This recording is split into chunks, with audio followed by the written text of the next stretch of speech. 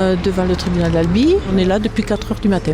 Salut, c'est Robin de BFM. Ce lundi 22 septembre, le procès de Cédric Jubilard pour le meurtre de sa femme Delphine s'est ouvert ici à Albi dans le Tarn. Il fait encore nuit, la séance du jour démarre dans plus de 3 heures et pourtant devant le palais de justice il y a déjà du monde venu pour assister à l'audience ouverte au public. Il est 5h41 et moi je crois que je suis arrivée vers 4h. Nous sommes arrivés hier soir, nous nous passionnons depuis le début pour cette affaire parce que déjà elle est dans notre région et puis parce que on se sent vraiment concerné par le sort de cette malheureuse Delphine. Je trouve ça intéressant parce que honnêtement je suis pas du tout dans le domaine du droit donc je connais pas trop ce domaine et essayer de faire la part des choses aussi entre ce qu'on voit sur les médias, les réseaux sociaux et comment ça se passe réellement. Certains ont fait beaucoup de route et sont venus particulièrement tôt pour s'assurer d'avoir une place ce mardi. Nous on vient de Nîmes, ma femme, donc à peu près 3 heures de route pour être ici. On commence à voir depuis 4 heures les gens qui arrivent déjà. Beaucoup veulent comprendre ce qu'il s'est passé dans la nuit du 15 au 16 décembre 2020, la nuit où Delphine Jubilard a disparu. On a suivi l'affaire depuis le début puisqu'on a fait les recherches depuis le début. On s'est senti impliqués en fait. On a des enfants du même âge et donc on se dit on aimerait bien que les gens viennent nous aider. C'est parti comme ça en fait.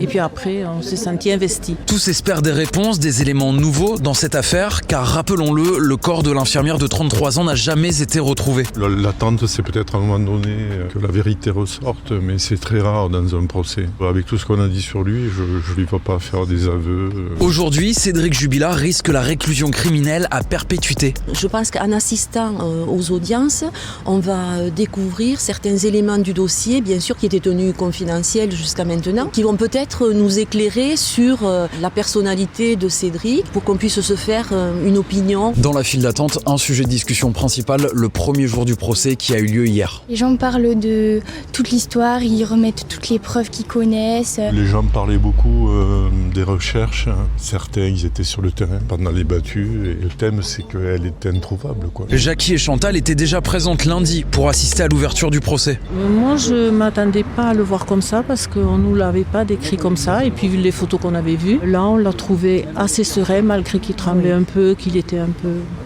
agité si on peut dire. Ce qui m'intéresse c'est de voir l'accusation qui s'empare du dossier et qui commence à vraiment s'occuper entre guillemets de Jubilard, de voir ses réactions, ses retranchements, voir son comportement. C'est ça qui va être significatif. Durant ces 4 semaines de procès jusqu'au 17 octobre, environ 80 places seront dédiées quotidiennement au public dans les salles de retransmission ou d'audience.